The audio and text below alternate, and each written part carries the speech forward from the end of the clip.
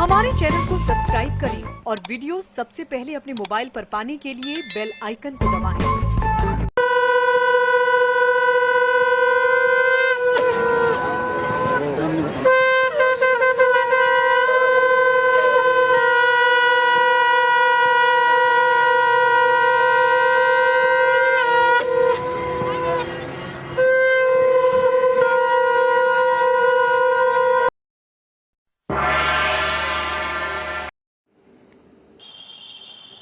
नमस्कार, मैं हूं अनिल वर्मा शेखर। रात के 10 बजे हैं और ये समय है बिग बुलेटिन का। बिग बुलेटिन में आज की चर्चा पर चलें, इससे पहले पैनल में शामिल मेहमानों से आपका परिचय करा दे रहे हैं। आज भारतीय जनता पार्टी से डॉक्टर मुकेश सिंह हैं, प्राचार्य हैं डीएन कॉलेज में, पार्टी के वरिष्ठ नेता हैं। और गुरचरण आज़ाद जी भाजपा के जिला मंत्री हैं। तो ये भाजपा का पैनल है, भाजपा का पक्ष रखेंगे गुरचरण आज़ाद जी और डॉक्टर मुकेश सिंह जी। कांग्रेस से विवेक नारायण मिश्रा जी हैं, प्रदेश कांग्रेस कमेटी के सदस्य हैं, कन्नौज से जुड़ते हैं। और खालिद उस्मानी अल्पसंख्यक विभाग के अध्यक्ष हैं, ये कांग्रेस का पक्ष रखेंगे। समाजवादी पार्टी से अनिल मिश्रा जी हैं, पार्टी के मीडिया विभाग के संरक्षक हैं। और राधे श्याम पार्टी के वरिष्ठ नेता, युवा नेता हैं, ये समाजवादी पार्टी का पक्ष रखेंगे। हम लोग पिछले कई दिन से जिला पंचायत के चुनाव को लेकर के चर्चा कर रहे हैं। फर्रुखाबाद में विभिन्न तरह के एंगल आए हैं, विभिन्न तरीके के बयान आए हैं, विभिन्न तरह के मोड़ आए हैं, और हम लोगों ने हर मोड़ पर, हर बयान पर, हर एंगल पर चर्चा की है। समाजवादी पार्टी के राष्ट्रीय अध्यक्ष अखिलेश यादव और राष्ट्रीय प्रमुख महासचिव प्रोफेसर राम गोपाल सिंह यादव का एक बयान चर्चा में है। दोनों नेताओं ने अलग अलग स्थानों पर बयान दिए हैं और बयान एक जैसे हैं। और दोनों नेताओं ने कहा है कि भाजपा जिला पंचायत चुनाव हार गई है और भाजपा जो जिला पंचायत अध्यक्ष का चुनाव हो रहे हैं उसमें भाजपा नहीं, कलेक्टर और एसपी चुनाव लड़ रहे हैं। ये बयान अखिलेश यादव की तरफ से आया है। राम गोपाल यादव ने भी ये बयान दिया है गाजियाबाद में। और इस पूरे बयान में इस तमाम सी चीज़ें उदाहरण के तौर पर जोड़ी गई हैं। इसमें कहा गया है कि भाजपा ने विभिन्न जिलों के कलेक्टर और एसपी को निर्देश दिए हैं कि हमें हर हालत में कम से कम 60 जिला पंचायत अध्यक्ष चाहिए। तो ये चुनाव कलेक्टर और एसपी लड़ रहे हैं। बयान में ये बताया गया है कि गोरखपुर और महाराजगंज में जो हमारे उम्मीदवार हैं उनके यहाँ रेड मारी जा रही है। बागपत में हमारे मेंबरों को तोड़ा जा रहा है। एटा में भारतीय जनता पार्टी 30 में से केवल 2 सीटों पर जीती है। और वहाँ हमारे अध्यक्ष पद के उम्मीदवार के साथ काफ़ी नाइंसाफ़ी हो रही है। उनका बाजार तोड़ा गया है, मकान तोड़ा गया है, ताकि वो नॉमिनेशन ना कर सकें। और जो जिला पंचायत का जो चुनाव का कार्यक्रम है उसे रद्द कराया जा सके, आगे बढ़ाया जा सके। तो ये पूरा बयान है कि जिला पंचायत के जो चुनाव हुए हैं उनमें जनता ने भारतीय जनता पार्टी को पूरी तरह से नकार दिया है। लोग भाजपा के मेंबर नहीं जीते हैं, उसके बाद में भी भाजपा कह रही है कि अध्यक्ष हमारे ही बनेंगे। ये इस बयान में कहा गया है। और अखिलेश यादव ने कहा है कि जनता के सवालों के जवाब अगर भाजपा न दे पाई तो इस बार प्रदेश की जनता भाजपा को हटाने के लिए तैयार बैठी है। कोई भी चेहरा लेकर के आए, कोई भी नेतृत्व लेकर के आए, लेकिन भाजपा की इस बार सरकार बनने वाली नहीं है, भाजपा की दाल गलने वाली नहीं। ये कुल मिलाकर के बयान ये है कि जो अध्यक्ष के चुनाव हो रहे हैं उसमें भाजपा नहीं, जो डीएम और एसपी है वो चुनाव लड़ रहे हैं। और गोरखपुर, महाराजगंज, बागपत, एटा, ये तमाम से उदाहरण दिए गए हैं नेताओं की तरफ से, सपा नेताओं की तरफ से। और साफ कहा गया है कि उत्पीड़न चल रहा है। सपा के जो जिला पंचायत सदस्य हैं, जिला पंचायत अध्यक्ष पद के जो उम्मीदवार हैं, उनका उत्पीड़न किया जा रहा है। ये बयान पूरी तरह से और बहुत प्रमुखता से जो भी प्रचार माध्यम है, अखबार, print media, electronic media, web media में, उसमें दोनों में अखिलेश यादव और राम गोपाल यादव का ये बयान छपा है, प्रकाशित किया गया है। अनिल मिश्रा जी, क्या इस तरह की आशंकाएं लग रही हैं कि चुनाव तो हारे हैं भाजपा के लोग, सीटें नहीं जीती हैं, उसके बाद में भी जो दावे किए जा रहे हैं कि अध्यक्ष हमारे बनेंगे, तो इसके पीछे और अखिलेश यादव के बयान में क्या कनेक्शन हो सकता है? निश्चित रूप से माननीय अखिलेश यादव जी का जो बयान है और सम्मानित साहब का बयान है, और उसके बाद जो हम लोग देख रहे हैं, हिंदुस्तान के प्रबुद्ध वर्ग से लेकर के और हिंदुस्तान का जो भी जागरूक व्यक्ति है, अखबार से लेकर के और टीवी चैनल और साधनों के माध्यम से वाकिफ हो जाता है, कुलिया में गुड़ फोड़ने की बात नहीं होती, एक जिले की बात नहीं है। जहां पे उदाहरण आपके महाराजगंज का हो, जहां पे उदाहरण आपके गोरखपुर का हो, जहां पे उदाहरण आपके एटा का हो, जहां पे उदाहरण आपके बागपत का हो, ये हर जगह जो है वो एक ही शैली में और एक ही जो है वो नीति क्यों दिखाई पड़ रही है। और मैं ये कहूंगा कि क्योंकि लंबे अरसे के बाद जिला पंचायत के चुनाव में पूरे उत्तर प्रदेश में भारतीय जनता पार्टी ने, जब भारतीय जनता पार्टी को हार का सामना करना पड़ा, वो हार बर्दाश्त नहीं हो पा रही और ये लग रहा है कि किस तरीके से हम अपने अस्तित्व को बचाएं। और हम तो ये कह रहे हैं कि चाहे किसी भी साधन को अपना लें, चाहे कोई भी दमन चक्र चलाने की बात करें। एक शुरुआती दौर में बात थी कि जब लोग कहते थे कि सब कुछ है अपने देश में, रोटी नहीं तो क्या, वादा बदन लपेट लो, लंगोटी नहीं तो क्या, शमसी मीनाई ने कहा था। किसान परेशान था, नौजवान परेशान था, बेरोजगार परेशान था, हर व्यक्ति जो है, हर वर्ग, व्यापारी वर्ग से लेकर के सब त्रस्त थे और मध्यम वर्ग जो है बिल्कुल अपने डूब करके रह गया था। ये आर्थिक नीति की बात थी। और मैं यहीं पे एक बात और कहूंगा कि एक लड़ाई लड़ी गई थी 1947 के वक्त के ऊपर और उसके पहले आजादी की लड़ाई, और आज लड़नी पड़ रही है हिंदुस्तान के लोगों को आर्थिक आजादी की लड़ाई। जब भी इतिहास लिखा जाएगा आर्थिक आजादी की लड़ाई का भी उल्लेख होगा और उसमें कोई और साधन न समझ करके। मैं एक सवाल करूंगा, फर्रुखाबाद का ले लीजिए उदाहरण। मैं पूछता हूं अपने भारतीय जनता पार्टी के साथियों से कि वो कौन सी हाई कमान थी जो फर्रुखाबाद आई थी जिला पंचायत के चुनाव के बाद, और वो कौन सी हाई कमान थी जो केवल अधिकारियों से मिलकर के और उसके बाद में जो है केवल जिला अध्यक्ष से मिलकर के चली गई थी। कौन सा ऐसा जो है वो अपने इमरजेंसी थी या कौन सी ऐसी आपातकालीन स्थिति थी कि जिसमें कि हाई कमान को आना पड़ा। और यहाँ पे और उसके बाद की और स्थितियां, एटा में क्या हो रहा है, एटा में जहां पर जो है वो माननीय जोगेंद्र सिंह जी जो पूरे अपने जो है जिला पंचायत अध्यक्ष के उम्मीदवार भी हैं अधिकृत रूप से समाजवादी पार्टी के, और उसके बाद वहां पे महसूस भी हो रहा है कि केवल 2 लोग जो है जीते भारतीय जनता पार्टी के।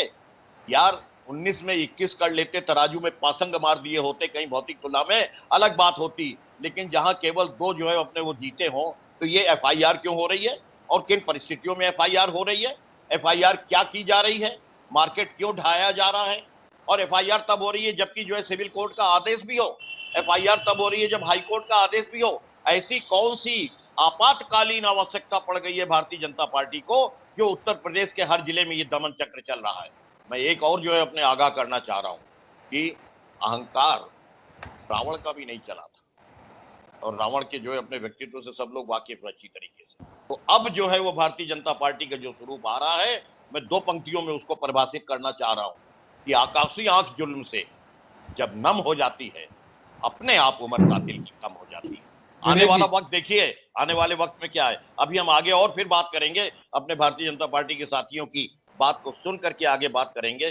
पूरा उत्तर प्रदेश त्रस्त है जुल्म और जाति का। और हाँ, हमें एक हम जो है वो उम्मीद रख रहे हैं, हम यहाँ के फर्रुखाबाद के प्रशासन से संविधान की शपथ ली थी, पुलिस की वर्दी पहनते वक्त भी और उसके बाद में जो है वो अपने कोई कलम प्रशासनिक स्तर पर संभालते वक्त भी। ये सरकारें आती हैं, सरकारें बदल जाती हैं, लेकिन उसके बाद में अधिकारी भी आते हैं, अधिकारी चले जाते हैं, लेकिन इतिहास हमेशा लिखा जाता है। और जब भी इतिहास लिखा जाएगा उस वक्त के ऊपर बाकायदा मूल्यांकन होगा कि किस व्यक्ति ने कहां पे। और हमें विश्वास है कि आप भारतीय जनता पार्टी के कार्यकर्ता के रूप में यहाँ का प्रशासन काम नहीं करेगा जैसा दूसरे जिलों में कर रहा है। यहाँ का प्रशासन जो है निष्पक्ष रूप से चुनाव करने की बात करेगा। वो दांव पे है, प्रशासन दांव पे है।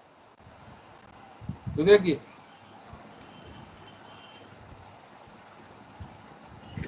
तो मैं तो आज आपका विषय समझा था कि आप विधानसभा की बात कर रहे हैं, तो लेकिन अभी जब आपने इसके बारे में बताया कि जिला पंचायत को लेके, तो वो सारी चीजें एकदम हो गई। तो देखिए, ये भारतीय जनता पार्टी, ये केवल जो आपने कहा कि बागपत या एटा का या और जगह की उदाहरण आपने दिए, तो उनको देखते हुए और जिस तरीके से पूरे प्रदेश में भाजपा की हार हुई जिला पंचायत के चुनाव में, और उसके बावजूद भी इनका दावा करना कि हम 60 से ऊपर जिले जीतेंगे, तो ये अपने आप में बड़ी एक, अब इसको अहंकार कहिए या सत्ता का मत कहिए कि किसके कर रहे हैं। जब पूरे चुनाव हारे हैं तो 60 से ऊपर जीतने का दावा किस पे कर रहे हैं? तो इसीलिए कर रहे हैं कि दमन चक्र चला के इस तरीके की चीजें करके ये चाहते हैं कि हम जिला पंचायत चुनाव जीत लेंगे। देखिए, ये तो बड़ी गनीमत है कि आपने देखा कि विधानसभा के चुनाव में तो इन्होंने अपना एजेंडा तय कर लिया, हिंदुत्व के नाम पे है। अब जिला पंचायत के चुनाव में इनका अगर बस चलता तो हिंदुत्व का एजेंडा यहाँ भी चलाते ही है।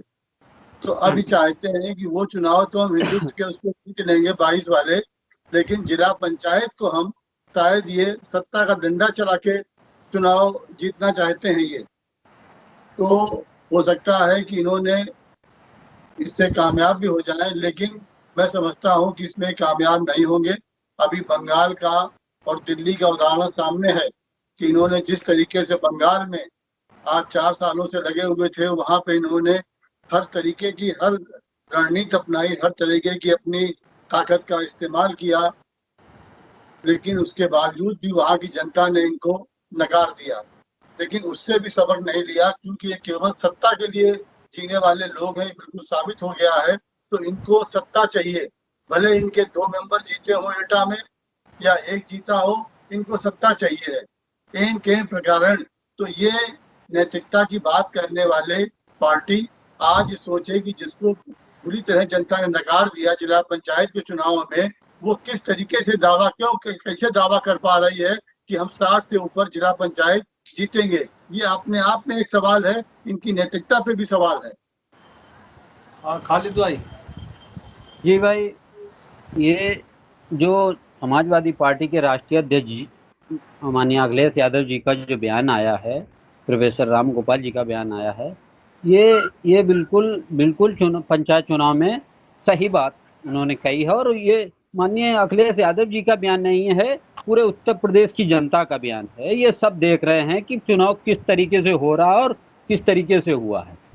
पूरे पंचायत चुनाव में भारतीय जनता पार्टी ने एक प्रेशर बना रखा था प्रशासन के ऊपर, हर जिले में, चाहे वो प्रधान का काउंटिंग रही हो या जिला पंचायत की काउंटिंग रही हो, जिसे चाहेंगे उसे हम प्रमाण पत्र देंगे। दूसरी बात, इन्होंने एक समर्थन में लेटर जारी किया कि हमने लिखित समर्थन दिया है फर्रुखाबाद में प्रत्याशी को। जबकि मैं एक बात इस डिबेट के माध्यम से पूछना चाहूंगा भारतीय जनता पार्टी के प्रवक्ता जी से कि आप उन 4 मेंबरों को जो जीते हुए भारतीय जनता पार्टी के किसी एक चैनल के बीच लाके और उनसे कहलवा दें कि हम भारतीय जनता पार्टी के मेंबर हैं और हम फला को वोट कर रहे हैं। जबकि इनके पास सच्चाई ये है कि इनके प्रत्याशी जो 4 थे वो खुद इनके हाथ से चले गए, जो कागज में लिखा पढ़ी करते घूम रहे हैं। तो इस तरीके की इनकी बात पूरे उत्तर प्रदेश में ये कर रहे हैं। और ये नहीं कर रहे हैं, ये तो जब से कांग्रेस सरकार यहाँ से गई उत्तर प्रदेश से, ये क्षेत्रीय पार्टियां अपने अपने शासन में ये सभी करती रही हैं। चाहे वो 2010 का चुनाव बसपा शासन में हुआ हो, एक यहाँ कैबिनेट मंत्री हुआ करते थे तो स्वास्थ्य मंत्री, और वो उन्होंने किस तरीके से गंगा पार में जाके 2 जिला पंचायत मेंबरों को किस तरीके से दबाव बनाया था, वो बात आपसे और यहाँ बैठे सभी सम्मानित लोगों से छुपी नहीं है। तो इस तरीके से ये क्षेत्रीय पार्टियां जब से यहाँ उत्तर प्रदेश में राज कर रही हैं, तो इनका प्रेशर से ही ये धन बल से ये चुनाव जीतते रहे हैं। कांग्रेस पार्टी ही एक ऐसी पार्टी थी जो निष्पक्ष चुनाव कराती थी, जिसे अपने किसी तरीके का इंटरफेयर नहीं करती थी, जिसे जनता जनार्दन वोट देगी, मत देगी, वो जीत के आएगा, हमारा कोई इंटरफेयर नहीं रहेगा। जी, हमने कहा जो ये आज का विषय है,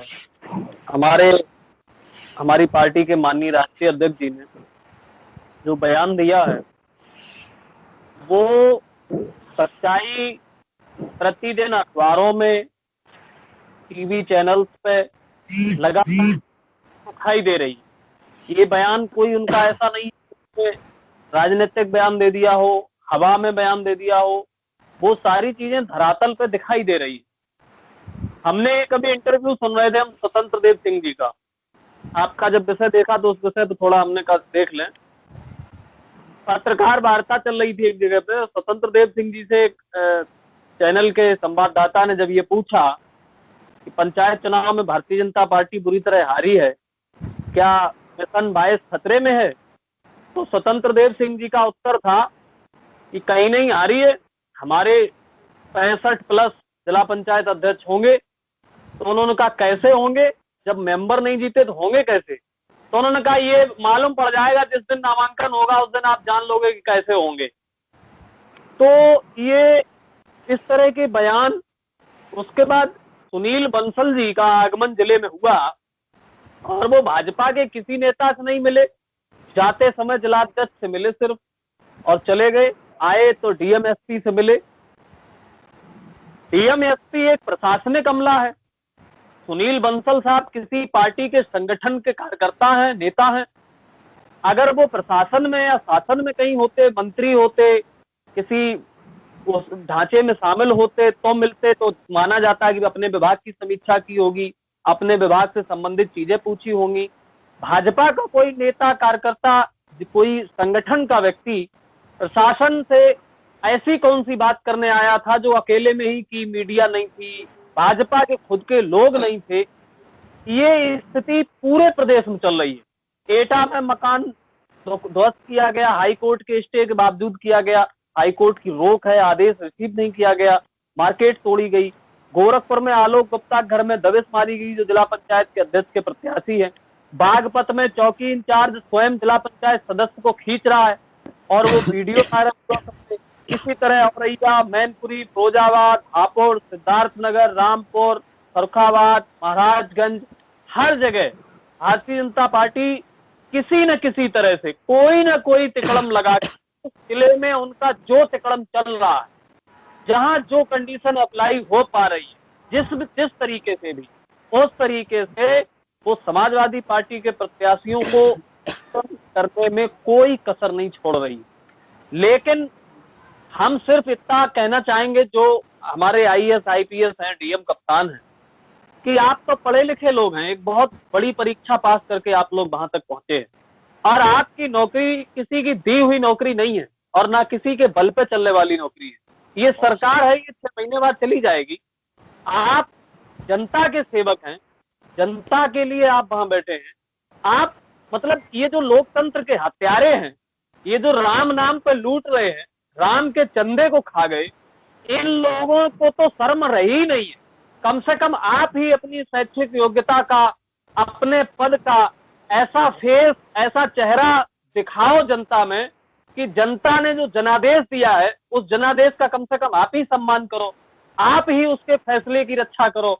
आप तो कम से कम उस कुर्सी पे बैठे हैं और निश्चित तौर पे ये मान लीजिए कि जो ये कुकृत्य हो रहे हैं, अच्छा हम मानते हैं कि चलो आज आप डेलीगेट्स तो खींच के चुनाव जीत लेंगे, कल 22 का चुनाव लगा हुआ है, तो आप 4 लाख 5 लाख की वोटिंग होती है एक विधानसभा में, आप किस किस को द्वारा खिंचवाएंगे?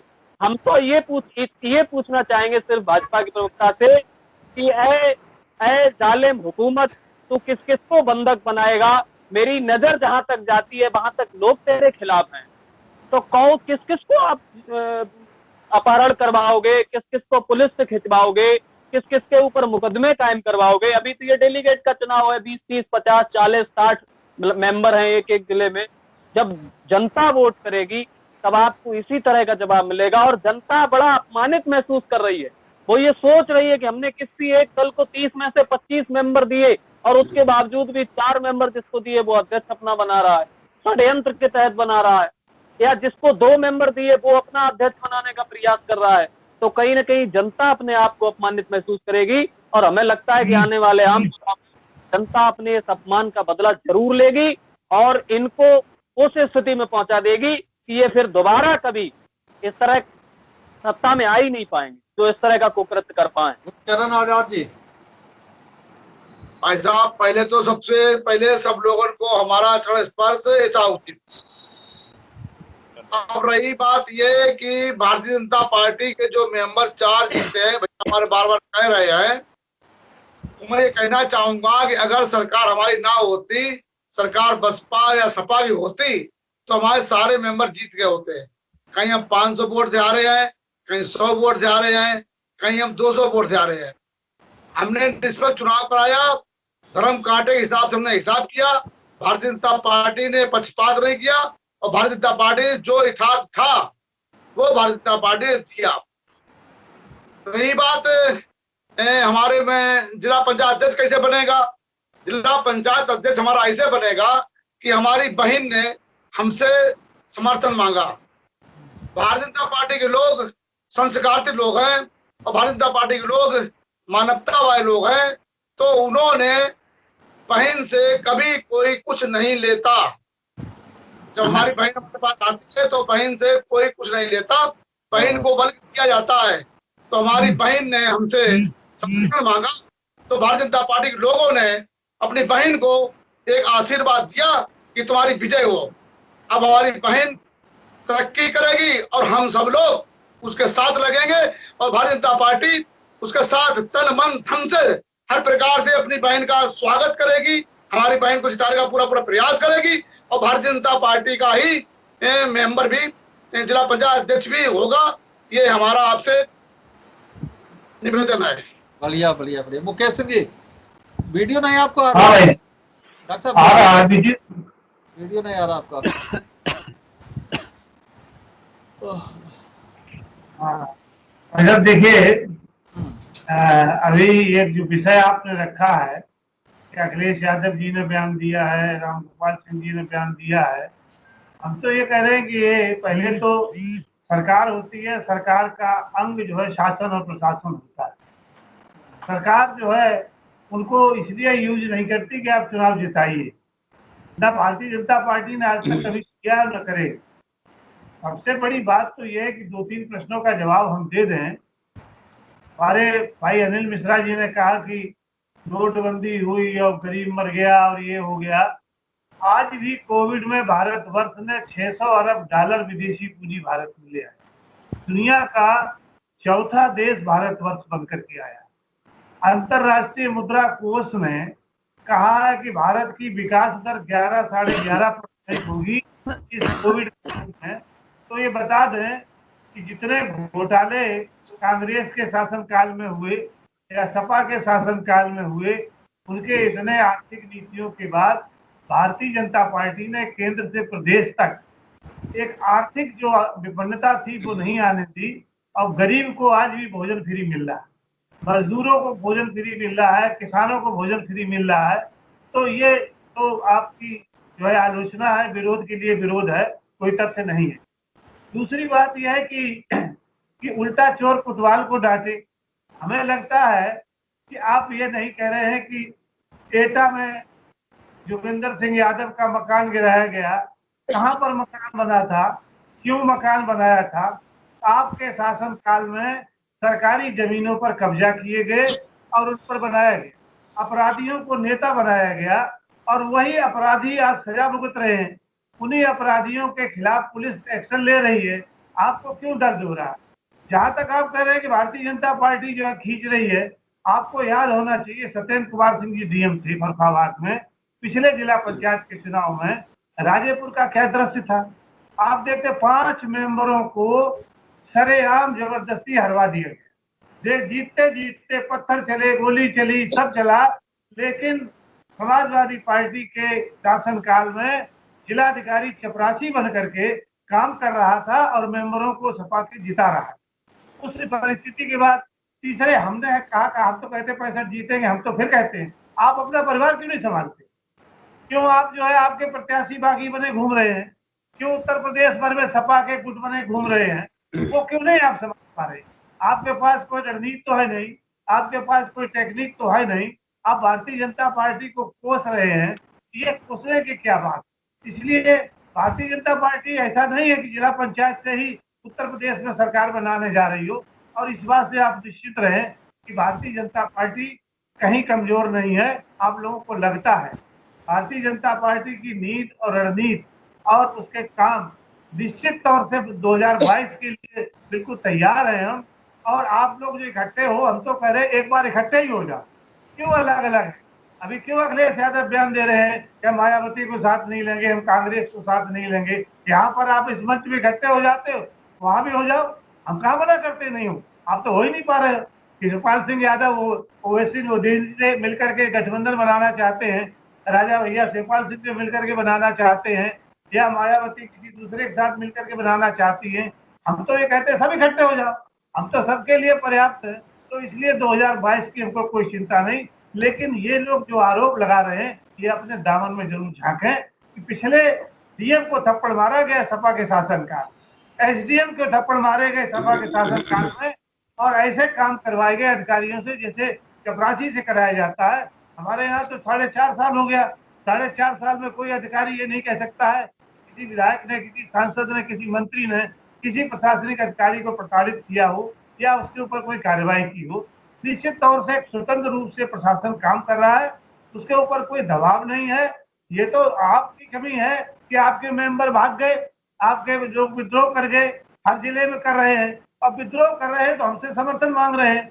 हमारा तो अगर नहीं बन रहा है तो हम तो ये चाहते हैं कि भाई हमारे पास जो आया है, बहुत अच्छी बात की गुलशन राजा जी ने कि एक बेटी और एक बहन ने अगर हम लोगों से कहा है तो आप पूरा जिला जानता है, सारे जिला पंचायत सदस्य जानते हैं कि बहन को निराश नहीं करना।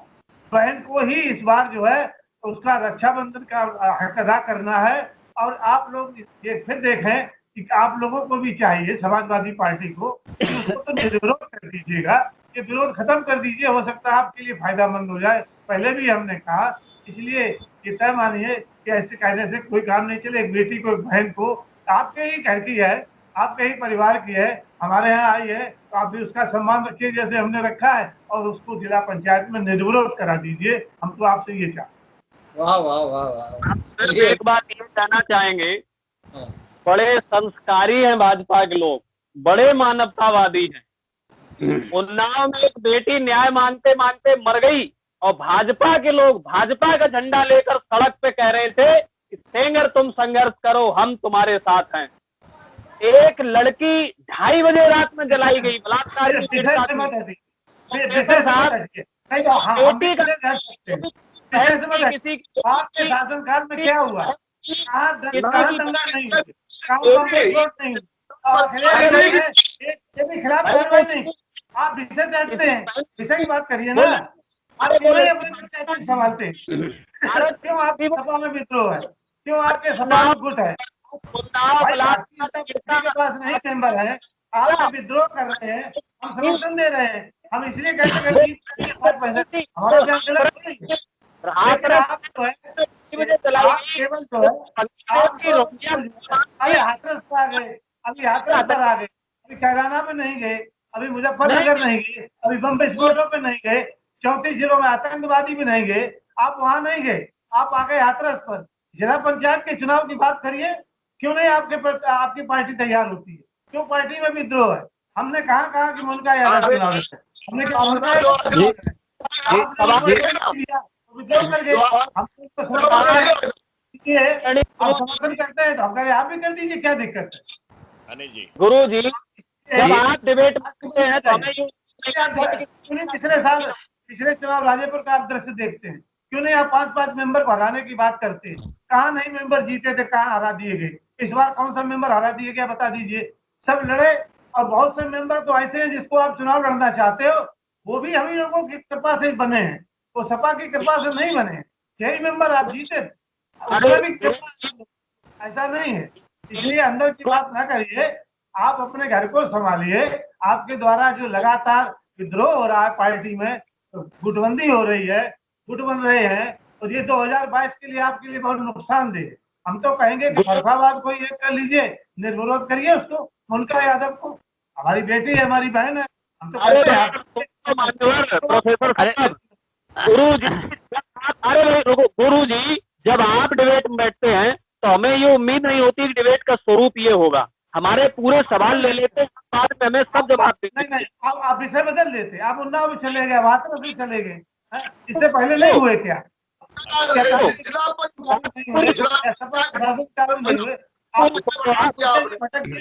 अरे भाई वो लड़की जो उन्नाव में न्याय मांग रही थी वो बांग्लादेश से नहीं आई थी। विषय ये भी है, ये विषय नहीं है क्या जो हाथरस में चलाई गई निकाले गए, जेल गए, किसने जुटा लिया?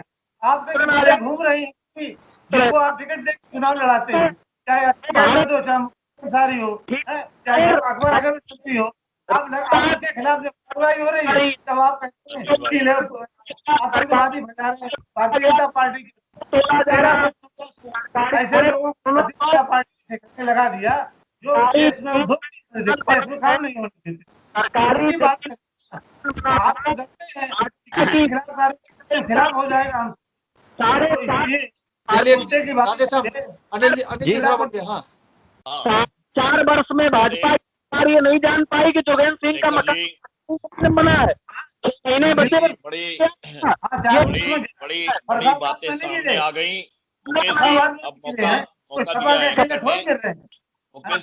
मौका दिया है राधे श्याम जी, सारी बातें सामने आई, आप लोगों की भी बातें सामने आई। सुनिए, अब सुनिए जो मौका दिया गया है और जो एंकर ने कहा है, मैं अब सुनिए मेरी बात। मैं एक बात बड़ा साफ कह दूं कि विषय है, विषय से विषय भोग में आप परिवर्तित होते हो और फिर विषयांतर करते हो। ये सब की सब चीजें जो होती, मैं एक बात बड़ा साफ कहूंगा, चुप चुप खड़े हो जरूर कोई बात है। पहली मुलाकात है जी, पहली मुलाकात है, पहली दफे हार का सामना करना पड़ा है, इसलिए बर्दाश्त नहीं कर रही। और सुनिए, अब सुनते चलिए, अब सुनते चलिए। मैं चुप रहा था, दर्शकों के संग अन्याय मत करिए, दर्शकों को सुनने दीजिए हमारी बात और दर्शकों को सुनने दीजिए आपकी बात।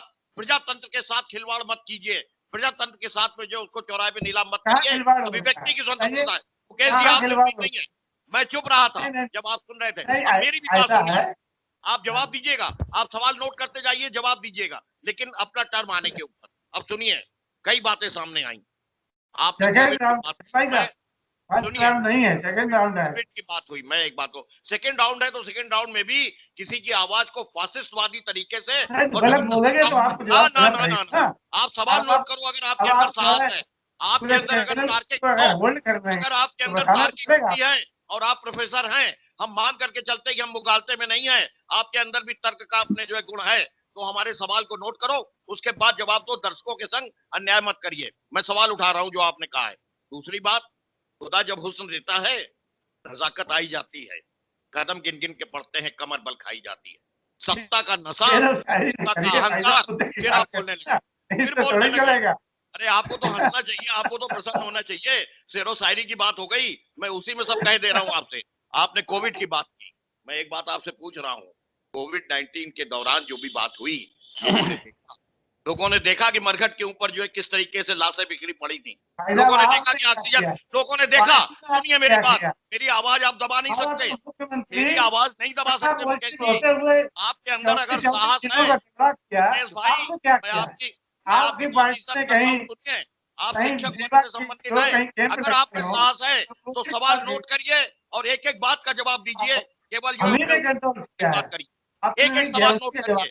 और मैं बहस को आमंत्रित कर रहा हूं आपसे, और मैं बाकायदा चुनौती दे रहा हूं। एक एक सवाल नोट करिए, एक एक सवाल का जवाब दीजिए, दर्शकों के संग अन्याय मत करिए। मैं फिर पूछ रहा हूं, कोविड-19 में जो था वो भी देखा गया, और हमें खुशी है कि आने वाले चुनाव के पहले ये जो सेमीफाइनल है उसमें भारतीय जनता पार्टी का चेहरा बेनकाब हो गया है और साफ तौर के ऊपर नजर आ गया कि कहां पे कितने दाग हैं और कहां पे कितने धब्बे हैं और आने वाले भविष्य की आपकी योजना क्या है। मैं अधिकारियों से भी एक अनुरोध कर रहा हूं, मैं अधिकारियों से भी एक अनुरोध कर रहा हूं, सुन लीजिए, इतिहास हमेशा लिखा जाएगा। मेरी सुनिए, इतिहास हमेशा लिखा जाएगा मुकेश भाई, और इतिहास जो है हमारे आपके बच्चे पढ़ेंगे, आने वाली पीढ़ी पढ़ेगी। आप हर साल जो है वो अपने कॉलेज से उसको आप ये शिक्षा नहीं देते हो। और सुनिए, अधिकारियों का भी इतिहास लिखा जाएगा। ये इतिहास होगा कि कितनी निष्पक्षता से और लोकतंत्र की हिफाजत के लिए, संविधान की हिफाजत के लिए, शपथ की हिफाजत के लिए कितना निष्पक्ष रूप से कार्य किया, ये सब इतिहास होता है और इतिहास। और सुनिए, आखिर में एक बात कह दूं, अरे मेरी बात आखिर में है, अरे आखिरी बात बर्दाश्त कर लो। आखिरी है मेरी, घोषणा पत्र फाड़ देना आखिरी पार्लियामेंट में अरे संविधान की आखिरी बात सुनिए, करना। बाकी सवालों के जवाब तो है ही हाँ, नहीं। बात कर। आखिरी बात सुनिए, आखिरी बात सुनिए, जरा तौलो तराजू पर कि किसकी तौल भारी है। तुम्हें तलवार प्यारी है, हमें झनकार प्यारी है। भरो तुम हर बगीचा आंसुओं चीखों कराओं से, मगर हम हर बगीचा फूल शबनम से सजाते हैं। लिए हो आदमी के खून में डूबे दुधारे तुम, खड़े हम युद्ध के मैदान में बीड़ा बजाते हैं। करो तुम मौत की पूजा, जलाओ दीप मरघट में, जवानी की हमेशा आरती हमने उतारी है। इसलिए अब आप जवाब दीजिए कि आप क्या कर रहे हो और क्या जाति और हाँ। जाति और जी भाई साहब, भाजपा के प्रवक्ता गुरुजी ने कहा कि कांग्रेस पार्टी ने घोटाले किए। आपकी 7 साल से सरकार है, किस घोटाले में किस नेता को हमारे जेल भेजा आपने? किस घोटाले की आपने जांच कराई, किसको जेल भेजा? बात सुन लीजिए गुरुजी, बात सुन लीजिए। आपने कितने लोगों को घोटाले में जेल भेजा? दूसरी बात, आपने कहा कि गठबंधन कर लीजिए, आपने कहा ओवैसी के साथ गठबंधन कर लीजिए। आपने महबूबा मुफ्ती के साथ गठबंधन कर लिया कश्मीर में, जो ये कहती एक मरता है तो मेरे घर ईद बनती है, उससे आपने गठबंधन कर लिया। गठबंधन की बात कर, जिंदाबाद हो गई, धारा 370 जिंदाबाद हो गई। गठबंधन करके गठबंधन की बात करते हैं। कांग्रेस का इतिहास, आप कांग्रेस का इतिहास बता रहे। भारतीय जनता पार्टी पहले गिरबान में झांक के देखे कि क्या किया भारतीय जनता पार्टी ने देश के साथ। और 7 साल में आपने किस घोटाले में हमें कांग्रेस के नेता को जेल भेजा? आप ये बताइए किस सिर्फ घोटाले की बात। दूसरी बात, आप दूसरे के घर झगड़ा करा रहे, समाजवादी पार्टी के घर झगड़ा करा रहे। वो दो परिवार झगड़ा करा, संस्कार होते भारतीय जनता पार्टी में, संस्कार होते।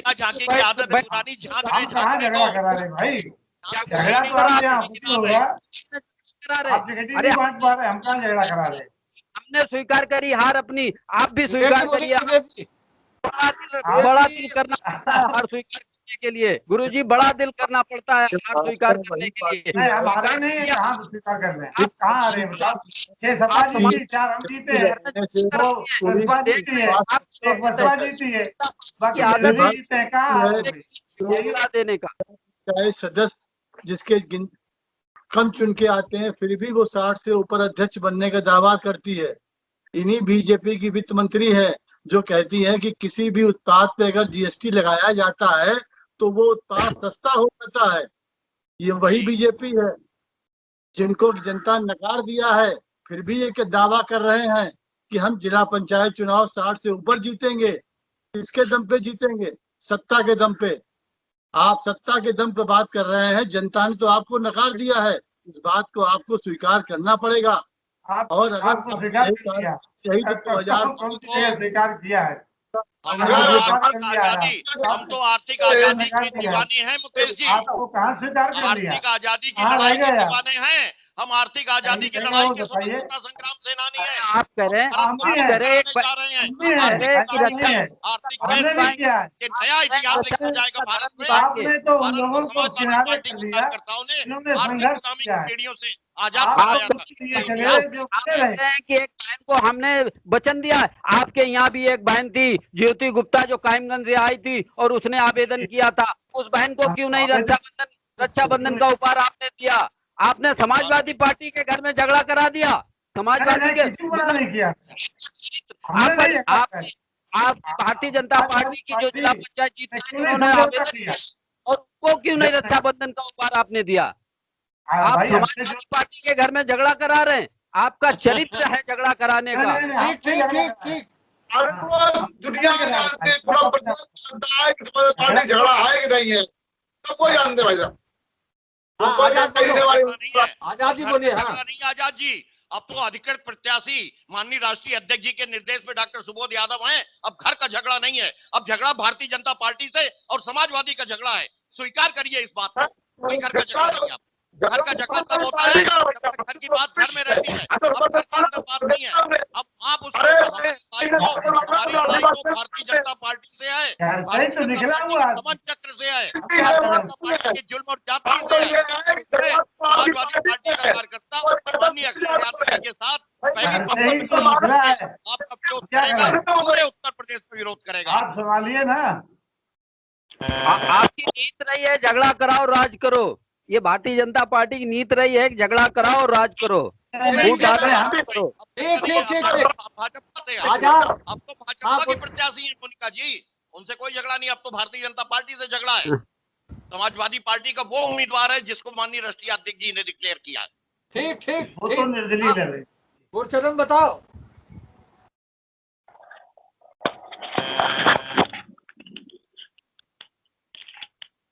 गुरचरण जी और फिर डॉक्टर साहब मुकेश सिंह जी। हाँ जल्दी से। हमारा तो ये मानना है कि हमको प्रत्याशियों को जो प्रत्याशी, हम तो केवल जो हमारे शरण में आया, हमसे हमने आशीर्वाद मांगा है, हमारी बहन ने मुझसे कहा है तो भाई हिंदुस्तान में कहाँ गए? एक बहन आपकी कायमगंज से भी जीत के आई थी, एक बहन कायमगंज से भी आई थी और आवेदन भी किया था उस बहन ने। हाँ, तो उसे भी आशीर्वाद दे देते, उसे भी आशीर्वाद दे देते भाई। लाइक नहीं दे तैयार नहीं हुई हमने वो आपके सिंपल पे। आखिरी पंक्ति अनिल जी, आप आखिरी पंक्ति, आखिरी पंक्ति।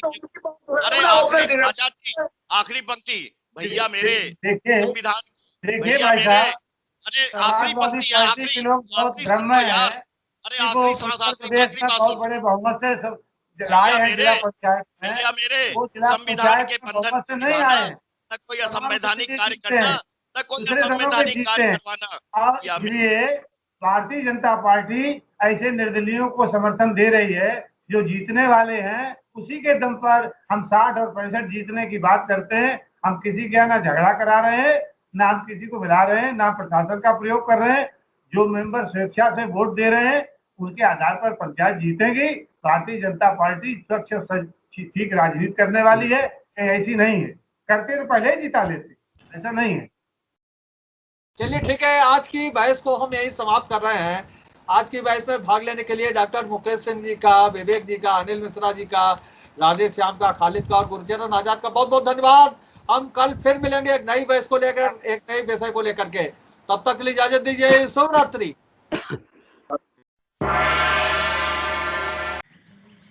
उम्मीद है आपको हमारा ये एपिसोड पसंद आया होगा। आप हमारे चैनल को सब्सक्राइब करिए, इस वीडियो को लाइक करिए और अपने दोस्तों के साथ शेयर करिए। यही निवेदन आपसे है।